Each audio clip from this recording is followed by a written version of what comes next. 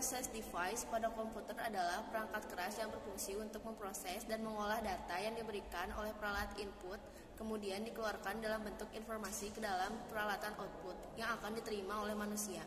Peralatan proses terdiri dari beberapa komponen perangkat keras komputer yang saling berhubungan satu sama lain, yaitu satu, CPU. CPU adalah unsur yang paling penting dari sebuah komputer. Pada mesin besar, CPU memerlukan satu atau lebih papan sirkuit tercetak. Pada komputer pribadi dan workstation kecil, CPU ditempatkan dalam sebuah chip tunggal yang disebut mikroprosesor. Yang kedua, ada motherboard. Motherboard adalah pusat pengendali yang mengatur kerja dari semua komponen yang terpasang padanya, mengatur pemberian dari daya listrik pada setiap komponen PC. Lalu lintas data semuanya diatur oleh motherboard, mulai dari peranti penyimpanan seperti hard disk, CD-ROM, peranti masukan data seperti keyboard, mouse, scanner, atau printer untuk mencetak. VGA card digunakan untuk mengolah data grafis dan ditampilkan di layar monitor. VGA juga memiliki prosesor yang dinamakan GPU atau Graphics Processing Unit dan memerlukan memori juga.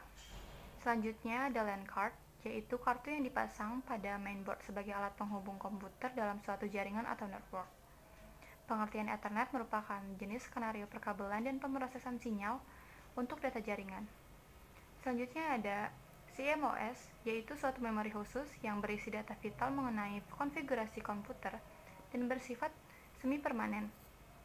CMOS memerlukan daya yang sangat kecil untuk mempertahankan kontennya, dan chip ini memanfaatkan baterai sebagai sumber daya listriknya.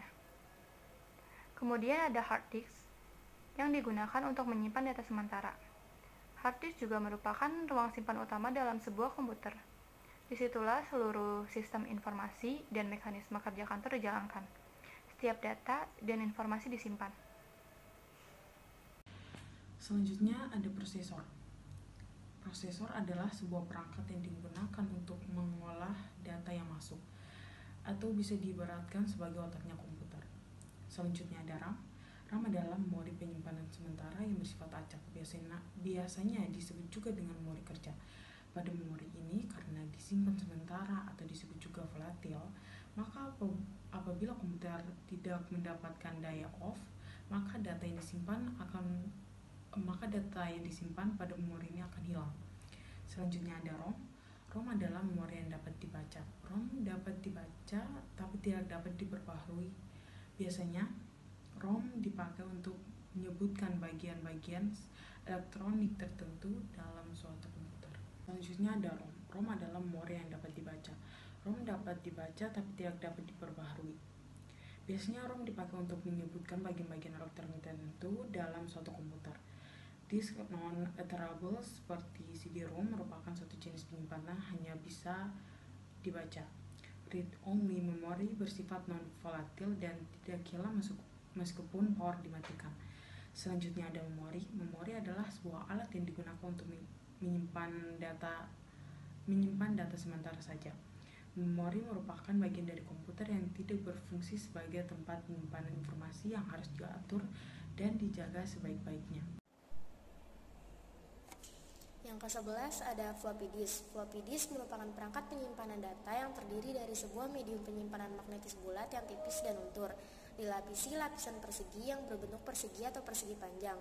Yang ke-12 ada CD-ROM. CD-ROM digunakan untuk membaca compact disk dalam bentuk audio atau CD-ROM. CD-ROM keluaran terbaru dapat membaca CD-R atau CD yang dapat ditulis dan juga CD-RW atau CD yang dapat ditulis berulang-ulang. Yang ke-13 ada DVD-ROM.